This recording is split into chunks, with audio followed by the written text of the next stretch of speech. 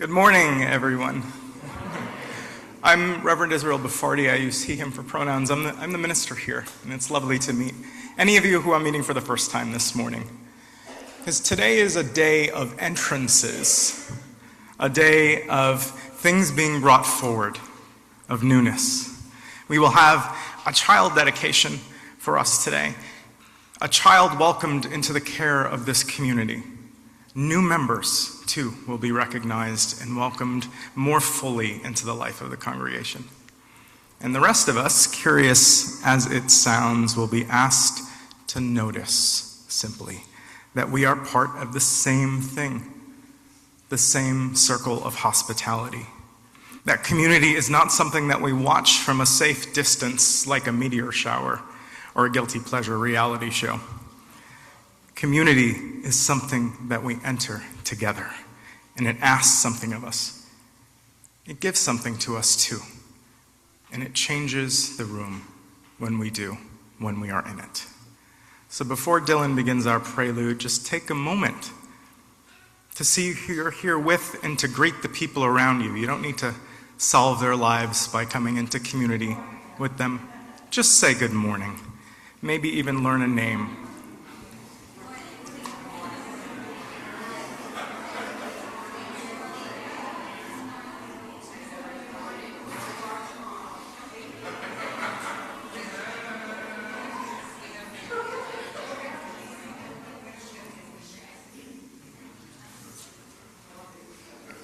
Building community one good morning at a time.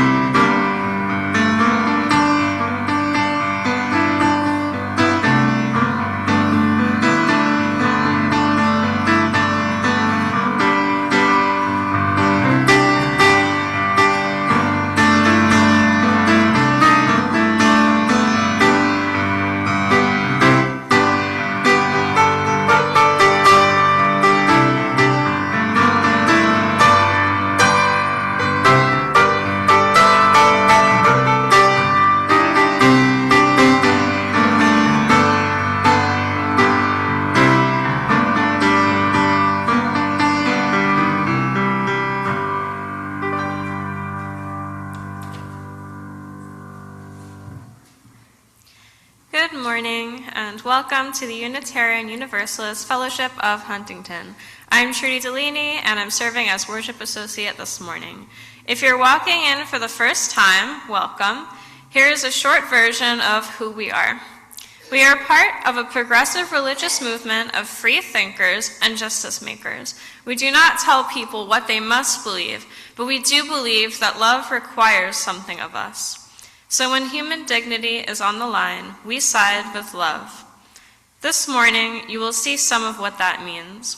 You will dedicate a child, we'll welcome new members, we'll sing, share, give, and practice being a community on purpose. A few practical things: children will stay with us through the child dedication, and then we will send them to religious education. Coffee hour is in the social hall after the service. If you are new, please stop by the welcome table or find anyone wearing a name tag. Meet your new friend while you're at it. That's not required, but it's one of the nicer risks of coming here. Today, after the service, everyone is invited to make your own Sunday celebration in the social hall. The Stewardship Committee is hosting it to celebrate a successful annual stewardship campaign and to thank everyone who pledged, volunteered, made calls, wrote notes, asked questions, and helped care for the future of this fellowship. A pledge drive is one of the ways care becomes concrete. You helped make the coming year possible. That deserves gratitude and also rainbow sprinkles. Please stay, enjoy ice cream, and linger with the people who helped make this year possible. After the Sundays at 12 p.m., starting here in this room, Board President Lisa Burby will offer a presentation on the history of the fellowship, followed by a walking tour. If you've ever wondered how this congregation began, how we ended up here next to Coinger Hall, what happened to the water tower, or why cars were once parked in what is now the social hall, this is your moment. Curious people of all kinds are welcome. The monthly Labyrinth Walk is tomorrow, Monday, June 1st at 7 p.m. in the sanctuary. Please arrive a few minutes early so everyone can settle in before 7. This coming Saturday, June 6th at 1 p.m., there will be a pride flag raising ceremony at Heckscher Museum in Huntington. Reverend Israel and several UUFH members will be speaking, and the next Sunday, June 7th at 12:15 p.m., we will hold our annual congregational meeting. Members will vote on the budget, leadership slate, and proposed bylaws changes.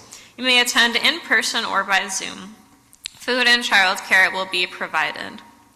Reverend Israel will light our chalice now. We light this flame for the ongoing work of becoming a people, for the child brought forward in love, for the new members choosing this common life, for the questions we carry, for the promises we make before we fully know how to keep them. May this flame remind us that community is not magic, it is practice. It is care made visible. It is love arranged imperfectly but on purpose in actual life. We light it together and we begin.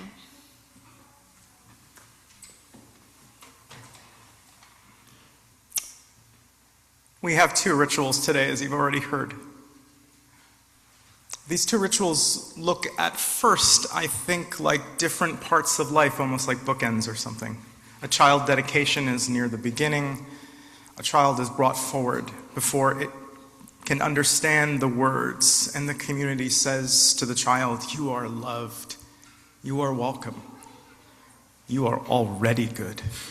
And a new member recognition comes later on in life. Adults come forward after living enough life to know that no community is perfect, which is annoying but clarifying and honest. But they have chosen this one anyway. These 2 rituals tell the same truth, though, from different places in life, really. Belonging is not something that we magically find or that we create perfectly. It's something that we have to practice, and it's something that we have to offer each other over and over again, and it's something that we have to arrange and rearrange and repair as we keep choosing when the world gives us so many excellent reasons not to trust other people. So we begin this morning. Let's begin that process of welcoming each other in by singing Our Doors Open, because today will be a joyful day. So let's join in singing. I invite you all to join in singing. You can sit or stand during the hymns. It's whatever you feel called to do, and to rejoice in communion.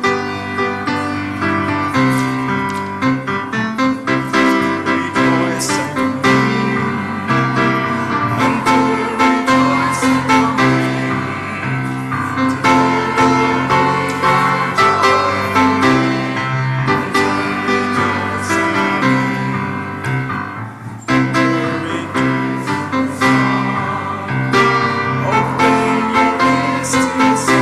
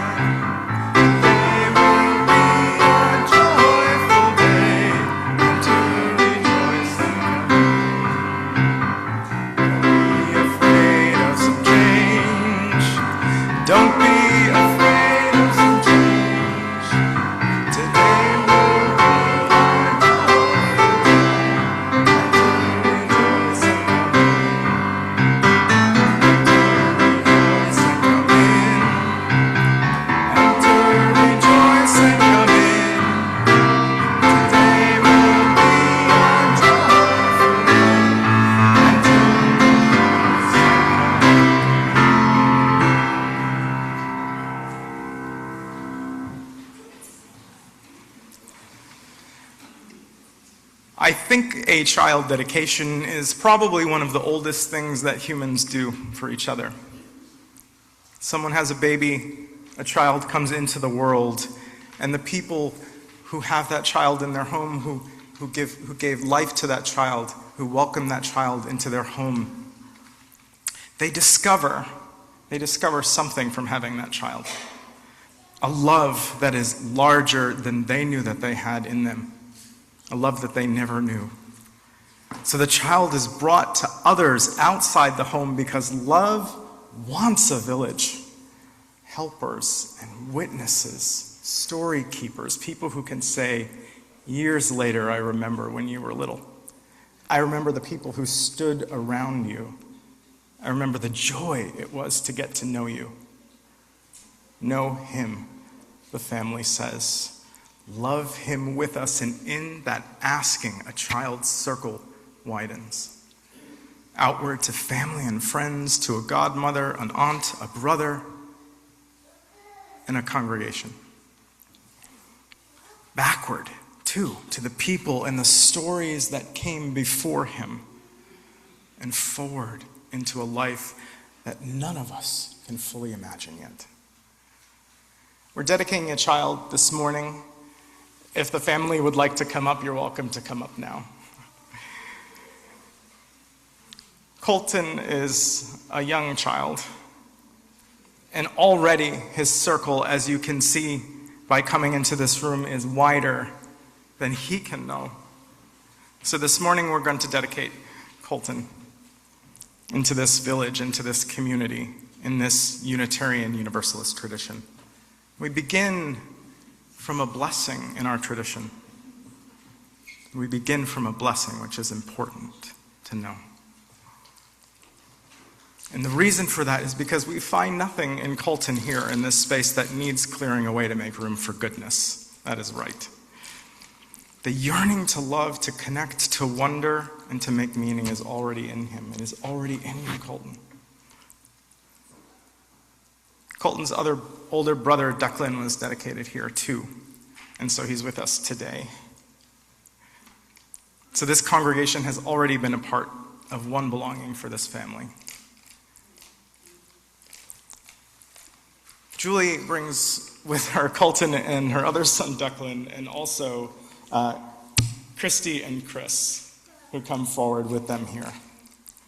So I have some questions that I'm going to ask you all about your lives and about your life with Colton. Okay? Julie, you brought Colton into the world, and now you bring him here to these people, to this village. You loved him before he had words for needing you that he could express. You loved him with your body and your time and your attention, your worry, your laughter, and all those things that you do every day. You will go on being his mother. You will mother him as long as you live. And a part of you will stay with him always too. That is one of the deepest possible loves that humans can give one another. And you're giving it right now with snacks too.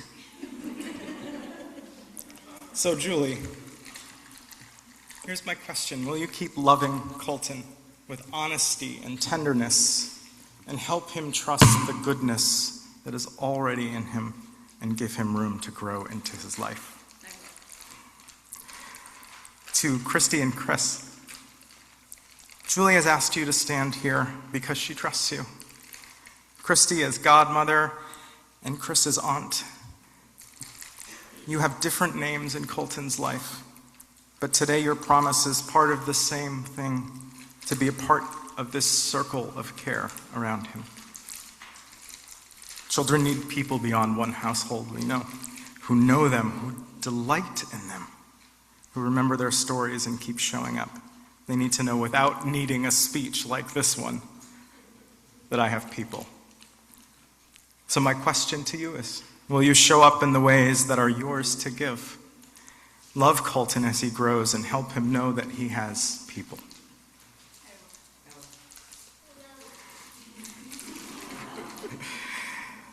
Declan, you were welcomed here too, and today you're part of welcoming Colton too.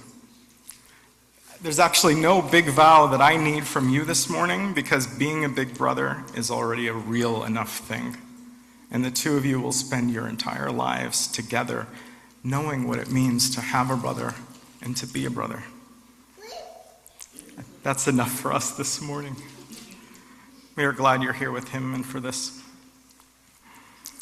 To anyone else who's here who knows this family,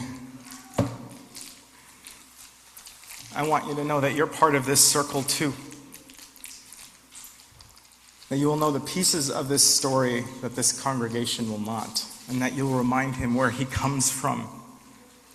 You will help him know that love is larger than one person's arms. We thank all of us for surrounding him today, yes. And to our congregation who's gathered here, who receives him into this village. There you go. Love, as you can see, wants a village, because a parent only has one set of arms. And we know better, though, to pretend that we here in this congregation can be your entire village, the whole village. But here's what we can promise, I think, this morning. That we can be one real place in the life of your family, in the life of your kids. We can be a room where kids are treated as whole people, where you are treated as whole people, because we know that there is wisdom already in you. We can take your questions seriously. We can let you grow up, I hope, around adults who are still learning, all of us, how to be neighbors, how to repair, and how to make love visible. And we can promise this, I think, that belonging here will not depend on having all the right words or all the right answers. So here's my question to the congregation gathered here.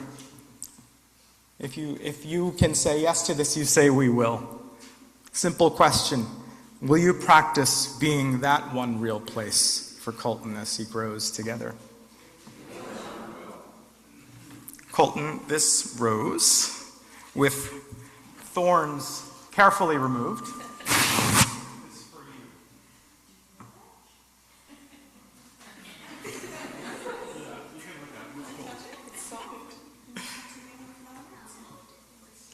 You probably won't remember this day.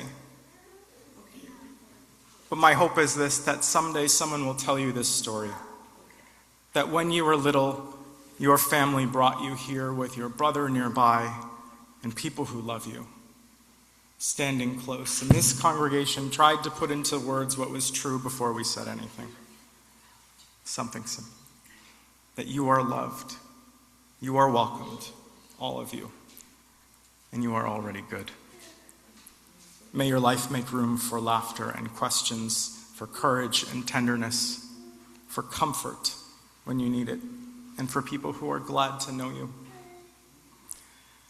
Colton, today we dedicate you to love, to curiosity, courage, and joy.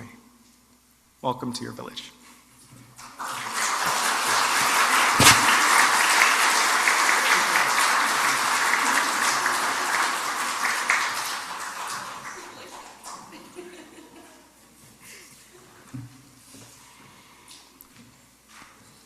Before all of our young people who are here head to RE, just a quick thing that I want to say to all of you. This room just helped us welcome Colton. You all helped us welcome this family. You saw the people in this room promise to be a part of the circle of care for one family, for one child. That promise is for each and every one of you too. The congregation is still practicing how to be one real place for you as you grow too. One place where all of your questions matter. One place where all of you can be known. And one place where all of us are still learning. So when you go to RE today, when you go to your classes, take this with you today. Every neighbor is a teacher because we are all learning from each other. So try to find one thing that you can learn from someone, and maybe one thing that you can teach someone too. Before our kids, as they are about to head out, can we have our next slide up? I invite you all to place a hand on your heart for our kids who have gone out and just say, we send you with love.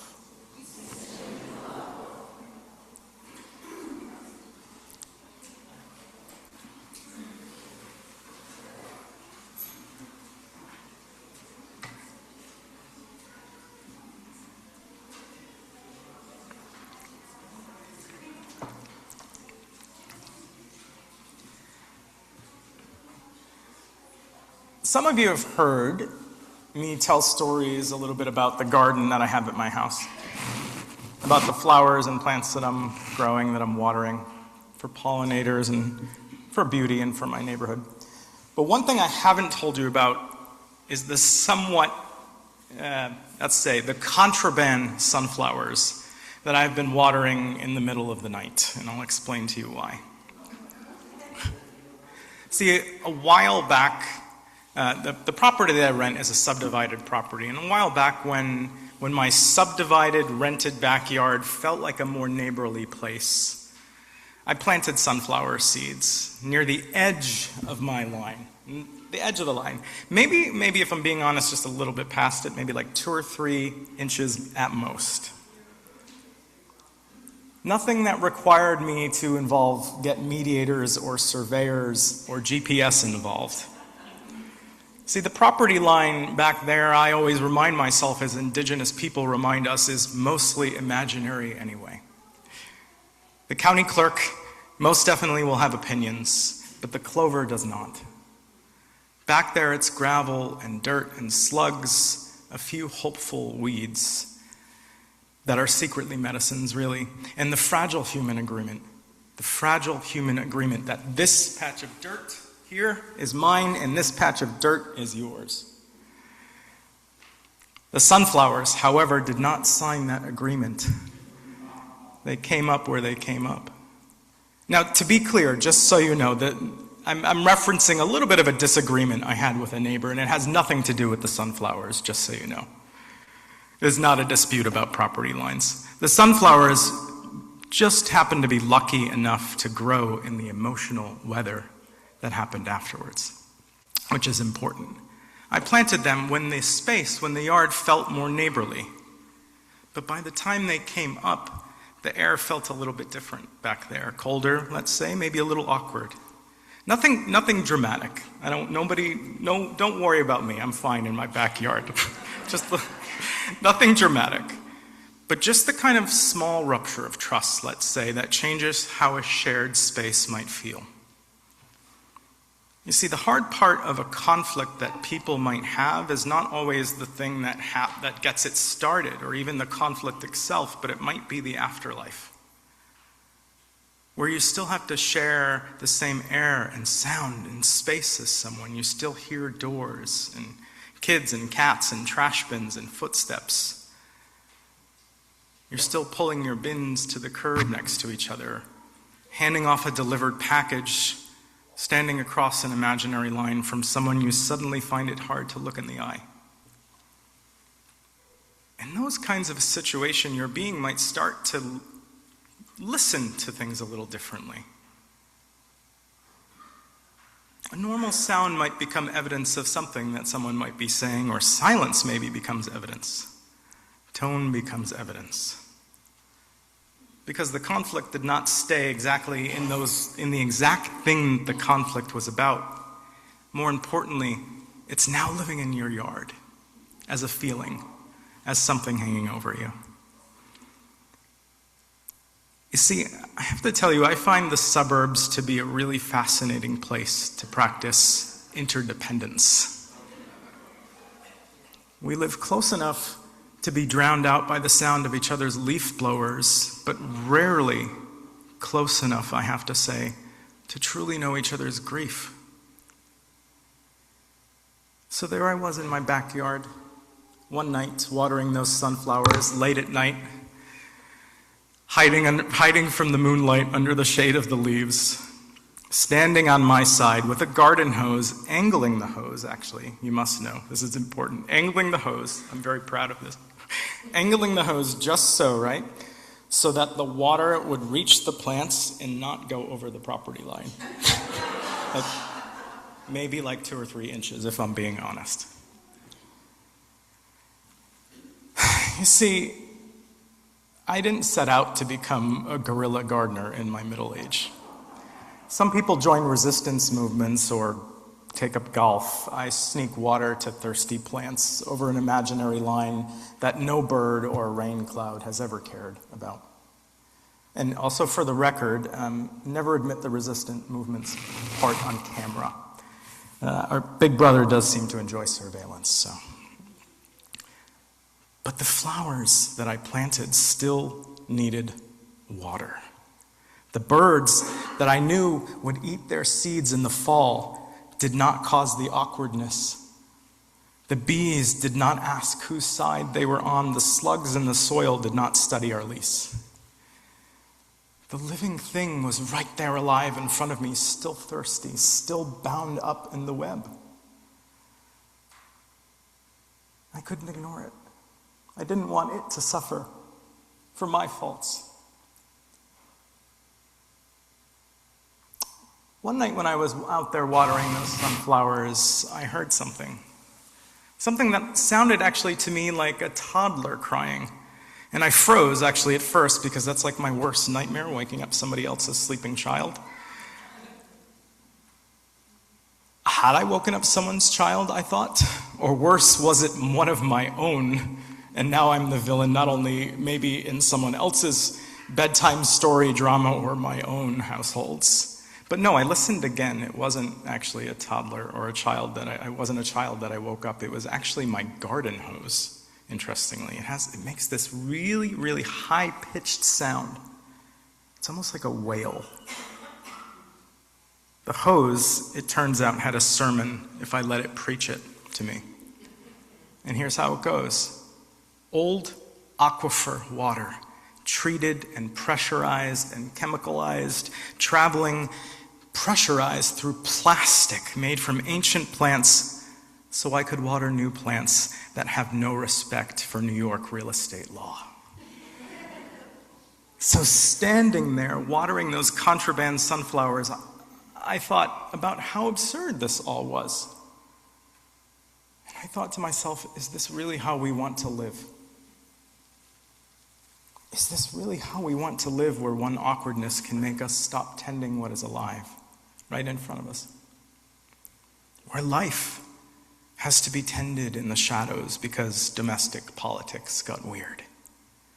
The flowers did not do anything. The birds did not do anything. The slugs did not do anything except chew a few leaves into lace. And yet, this is one of the ordinary things that we humans do. We get hurt. We feel misunderstood. We feel judged. We fear being wrong or foolish or even taken advantage of sometimes. None of these things, these worries that we carry, are evidence of depravity or anything like that. It's just what it means to be human. Most of us have been hurt. All of us, I think, have been hurt. And most of us are trying clumsily not to hurt others and not to be hurt in exactly the same way that we've been hurt before. But sometimes I think while protecting ourselves, at least I'll say, sometimes I think while I'm protecting myself, I can see how the field of care accidentally gets smaller. How a flower can almost go thirsty because it is growing on the wrong side of a story. And that's what I keep coming back to in my mind. This question. What living things am I forgetting to tend right now? And what living things are we forgetting to tend right now as a country even? So by living things, I mean, yes, the flower that I'm talking about in this story, but I also mean other things. The child, the neighbor, relationships, trust, the daily civic habits that let a democracy breathe. The brave things that could still grow if we just cared for them before it was too late. You see, once you see that pattern of forgetting to tend to the living things that are right in front of you, you start to see it beyond your own backyard. You start to see the larger version that exists out in the world, not because of awkward neighbor feelings, not because I think my awkward neighbor feelings, rather, that is, directly lead to authoritarian politics. I'm not saying that exactly. Please don't leave here with the most exhausting possible interpretation of what I'm saying. But the connection is something simpler and uglier, more unpleasant. When care shrinks in our villages and our own circles, I think that's where power moves in and takes control. Because power loves a narrow field of care. Power loves to tell us which lives are weeds. An immigrant, a trans kid, a voter of color, a queer family, a teacher telling the truth about history. Whoever is useful this week to make a weed for power. The category changes, but the trick exactly does not.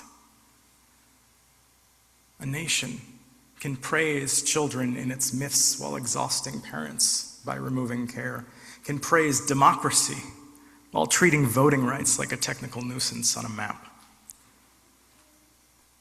Power can praise family while deciding which actual families count enough to be protected.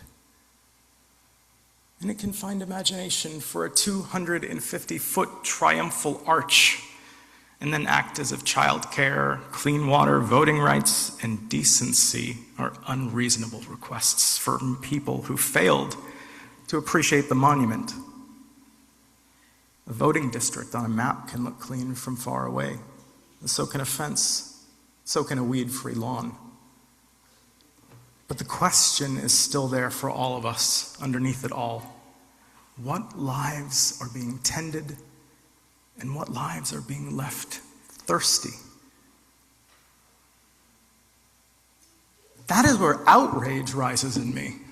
Outrage when I ask myself that question.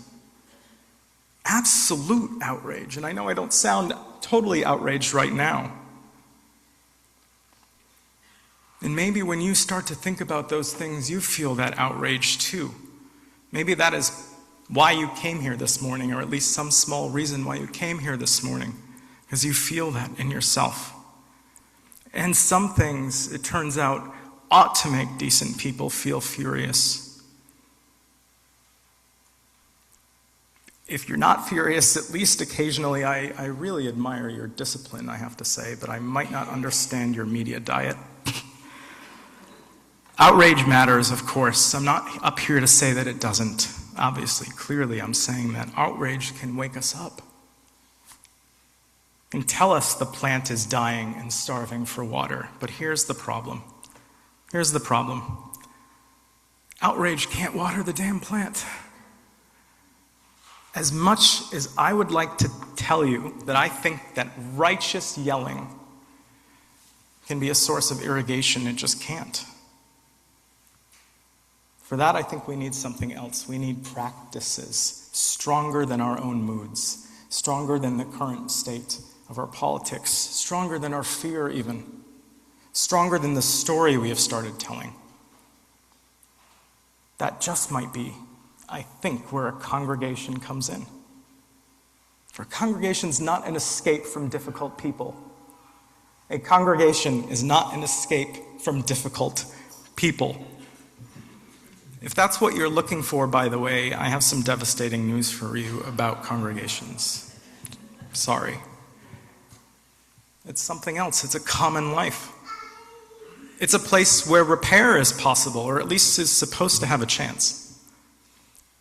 It's a place where we keep learning how not to let the hurt that we carry hurt someone else and become the whole house. A place where we ask again and again, what living things need tending here? A few minutes ago, we welcomed and dedicated Colton. We said that love wants a village.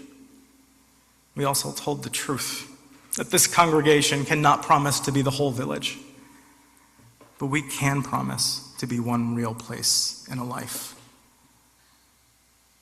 As a parent, I see how kids learn from the arrangements around them, by the way.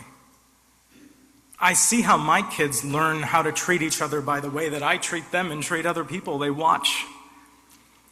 They learn from what we do.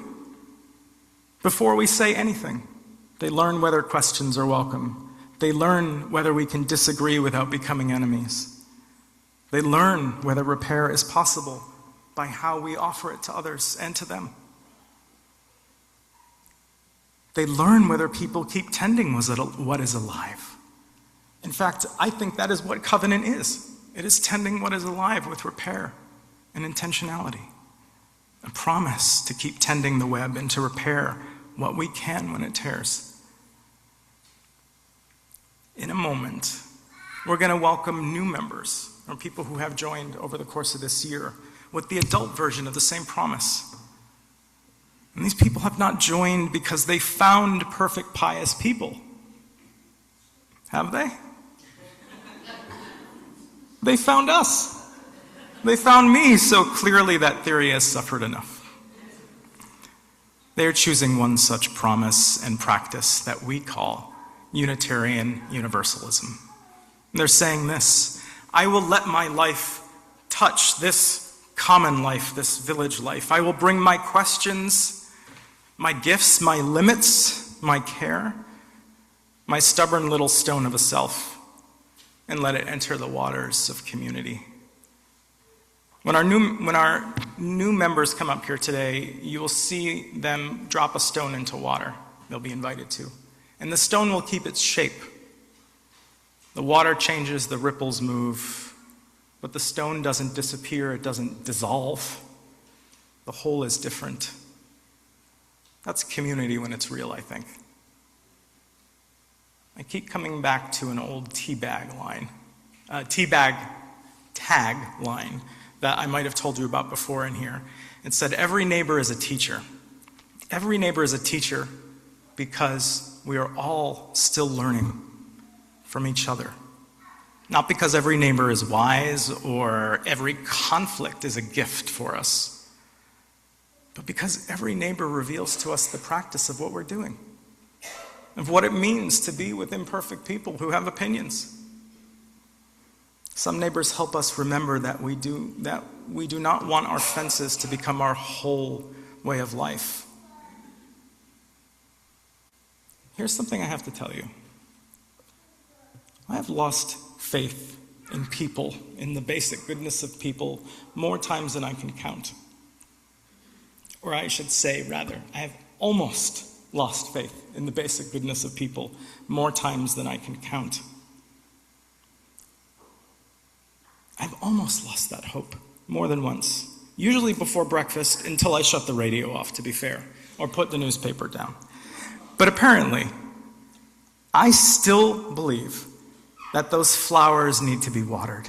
I still believe that they are worth watering. Maybe trust begins there for all of us, not with certainty, but with the desire to tend something that is real and alive and in front of us. Not because things are certain. And maybe I suggest for us that that is what we are getting ourselves into by being here. Tending. And that's what we're going to do today. Not perfectly, but on purpose. So we're going to welcome our new members now. We're going to welcome them now. Would our membership committee representatives like to come up, please, to the front?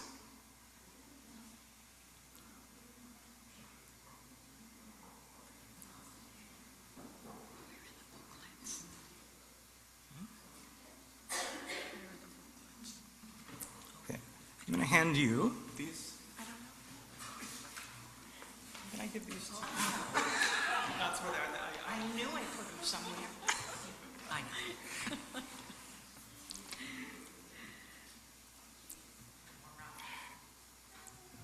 This year, the people whose names you see on the screen became members here. Excuse me. I'm going to come down to sit next to you.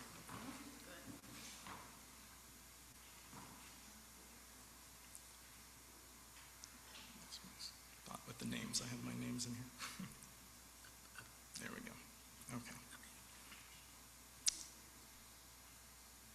Terry is going to read. Terry is going to read the names of these people for us aloud, and we will drop a stone in the bowl for anyone who isn't here, And when your name is read, if you're here and you'd like to come forward and add a stone to our bowl, you're welcome to do that.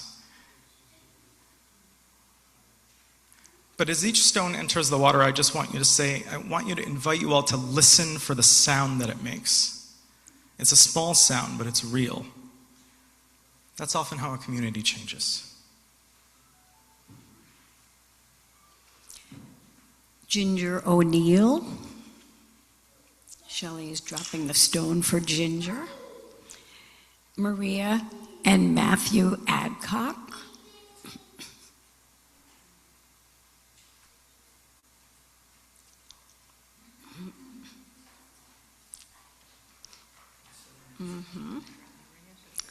Thank you.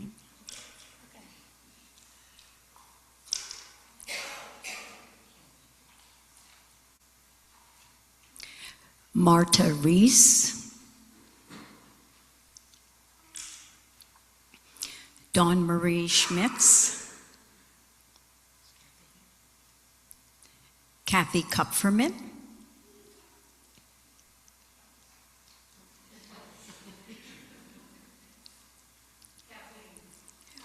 Kathleen Kupferman.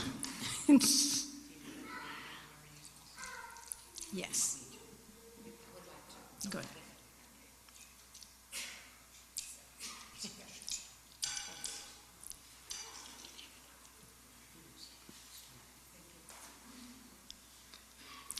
Jane Pigliacelli.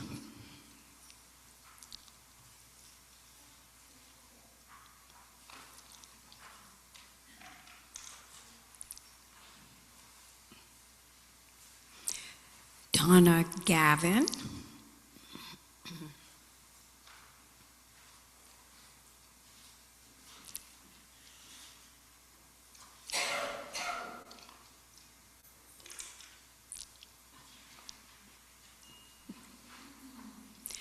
Paul and Eva O'Brien.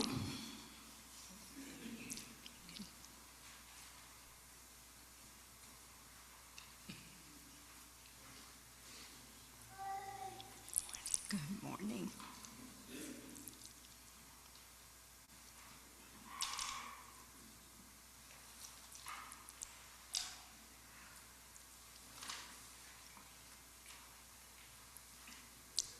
Julie Berseri, come on back up.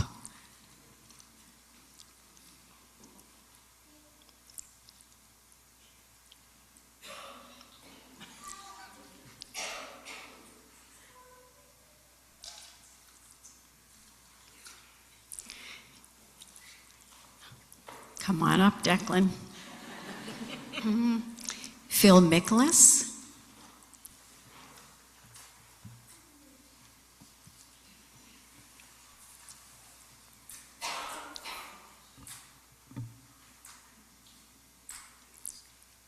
Hi, Phil. Good morning.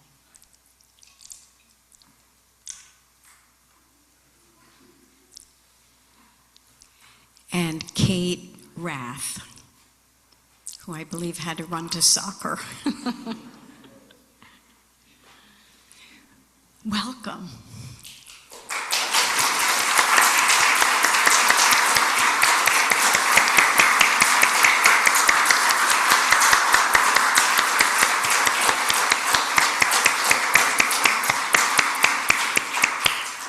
You can stay up here for just one more moment because I have a question for you in a moment. But I want everyone to invite everyone just to look at the water now for a moment. Every stone, and remember this, that every stone kept its shape, and the water is not the same. To all of you who have come to this community over this course of this past year, and those of you who aren't here today and maybe are watching online later, know this, that you came to us as yourselves. We did not ask you, we do not ask you to disappear into our common well, into Unitarian Universalism. We do not ask you to agree with everything that is already going on here, which would probably be a sign that you just haven't attended enough committee meetings yet. We ask you instead to bring your life into the practice, your questions, your gifts, your care, your limits, your willingness to keep learning with us. That's what we do. That's where covenant comes in. which is why Terry will now read for us a few words from our congregational covenant, just so we can all hear it. Our fellowship thrives in an atmosphere of trust, respect, and cooperation. As members and friends of this congregation, we covenant to communicate with kindness, allow vibrant discussion, cultivate respect for different perspectives, acknowledge human fallibility, show gratitude and appreciation, and participate and serve with compassion and commitment.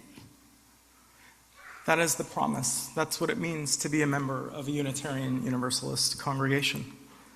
Not perfection, but practice. So to all those of you who are already members, I ask you just this morning, will you continue practicing this common life with us in freedom, freely, honestly, and with love? If you feel you can say yes to that, you can say, I will. Where we will. And now to all of you, to the congregation, I ask you this, will you welcome these new members as full partners in the life that we are making together? Will you make room for what they bring? Let it change us. Will you practice covenant with them, in joy and disagreement and awkwardness, and when repair is needed, to pursue it, to seek it, to offer it? You can say, we will. We will. In your gift bags, just so you know, there's a chalice that's handmade by some of our international Unitarian partners. They're in the Czech Republic, right? Okay, in the Czech Republic. And it is a reminder that this free faith that we share together is both local and larger than this room. And I know you're all being very patient standing up there. Thank you. And also as a pocket guide for Unitarian Universalism, because every strange and beautiful tradition deserves a field guide. May these gifts remind you that you're part of this place, these people, and a faith that keeps asking what love requires of us now. Welcome. You can sit down now. Thank you.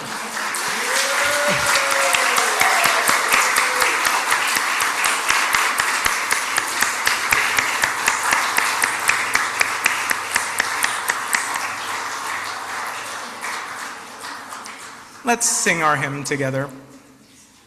The words are on the screen.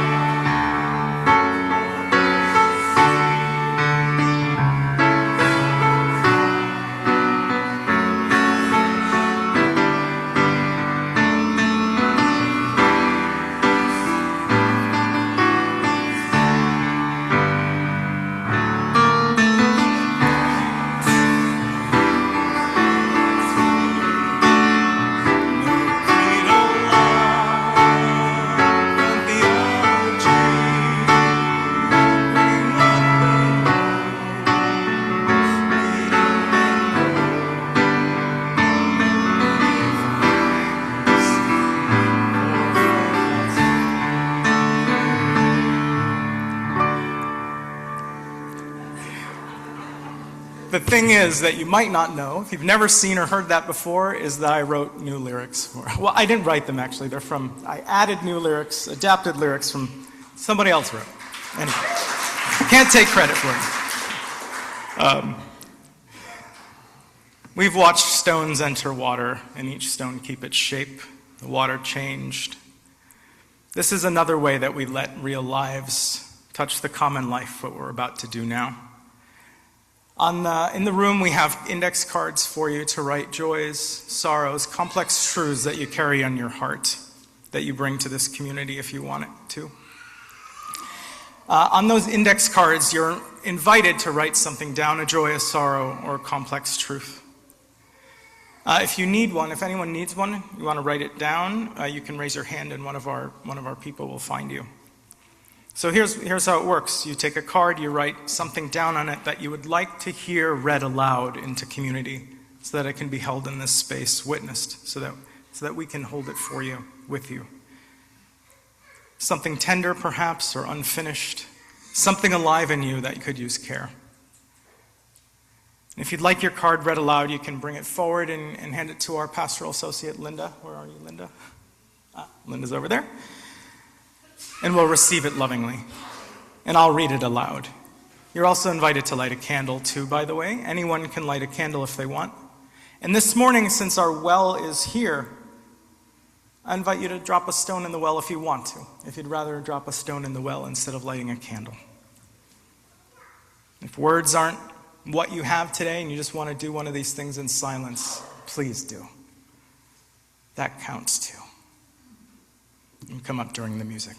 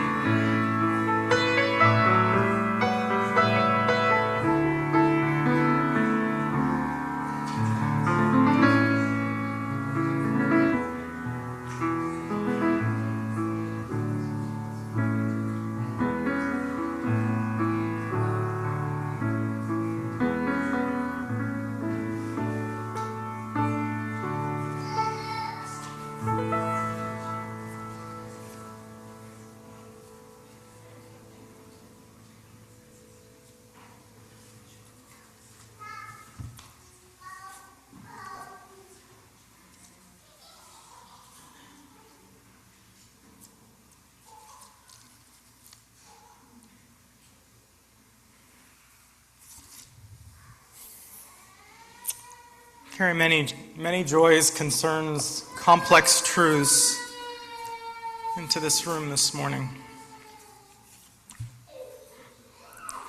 There's so much on our hearts. So much crying out. Always. Really. I feel that way. I feel that way when I look at the world and I think about everything.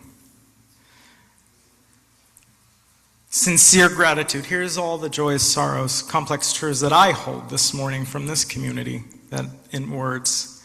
Sincere gratitude for the wealth of love and support given freely during this difficult time. For the hope and the promise of new graduates.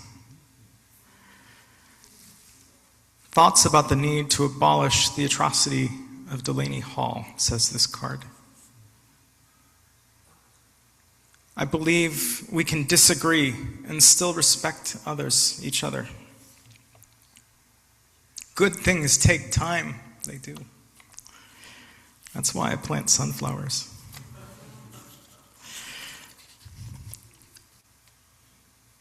This person says, I would like you to pray for my mother-in-law, Fran. Holding Fran. I'm thankful for a community that celebrates and welcomes all. I am so fortunate to have found a very special friend with me today.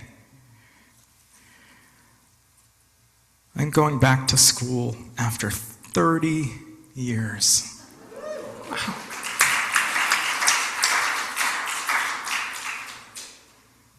This person asks for prayers for the family of their friend Carol, who passed away after being hit by a drunk driver. We hold Carol's family and friends in our circle of care. It's good to be here, says this card. It's good to be alive on this magnificent day. We remember jazz legend Sonny Rollins, who passed away this week at 95 years old. Sonny was one of the last living links to a generation that gave us a wealth of music and wisdom. What he left us will outlive us all. For Sonny. Long-time listener, first-time caller. I'm in love, and I'm so full of joy. And I think there's a drawing on the back here too. Thank you. Prayers for our friend Nancy for a speedy recovery from surgery, and friend Kevin from chemo. We hold Nancy and Kevin. And this very, very appropriate card that I dropped and somebody picked up and handed to me just now. You all saw it happen. Feeling so blessed to be in this community. For helping me, I'm just going to add, for helping me pick up the pieces that I am constantly dropping. Thank you all. For all of those things that we carry here. For the griefs named here, we make room. For the joys named here, we give thanks. For the worries and the tenderness and the unfinished things, the private things, the things that are too large or too new for words, too, we offer the care of this community and we know is held here. May what is tender in us be held with gentleness, and may what is joyful be shared without apology. And now let us sing our beloved hymn, Spirit of Life, number 123.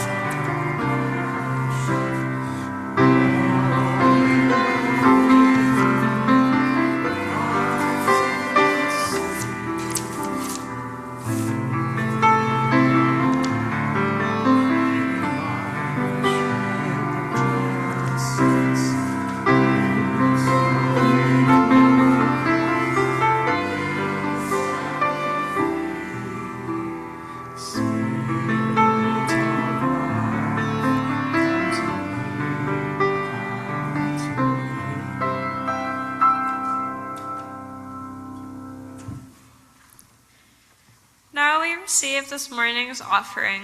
If you are visiting, please feel free to let the basket pass. Truly, your presence is enough. For those who call this congregation home, the offering is one way we tend this common life. It helps make possible the ordinary and necessary things: staff, programs, rooms, light, music, care, welcome, repairs, and the many invisible details that keep a community from becoming a beautiful idea with an unpaid electric bill. This month, our split plate supports Sophia Faw's Camp, a Unitarian Universalist camp where children, youth, families, and adults get to practice being a village together in real time. You may give by placing a gift in the basket. You may also give electronically through Realm by scanning the QR code using the Realm app or texting UUFH to 73256. The default fund is Sunday split plate, and you can adjust that if needed. Thank you for your generosity.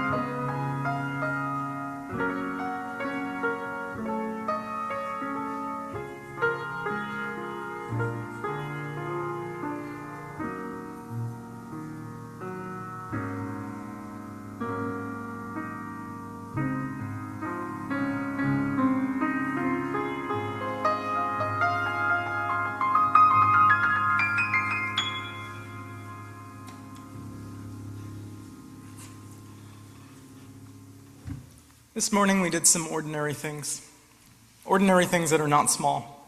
A child was blessed. New members placed stones into water and joined our common well. Joys and griefs were trusted in this room. Songs were sung by people who do not all believe the same thing, which remains one of our better tricks as UUs. None of those things makes a village by magic. The village appears when someone learns a name, when someone brings food or makes room for someone, when someone comes back after an awkwardness and tries again. That is what we are getting ourselves into by being here. A common purpose, a common life, chosen on purpose. All of us still learning, still tending, still singing. So we close with a hymn. We laugh, we cry, because that's the assignment. That's what it means to be here together. Let us sing. We're going to sing the first lesson.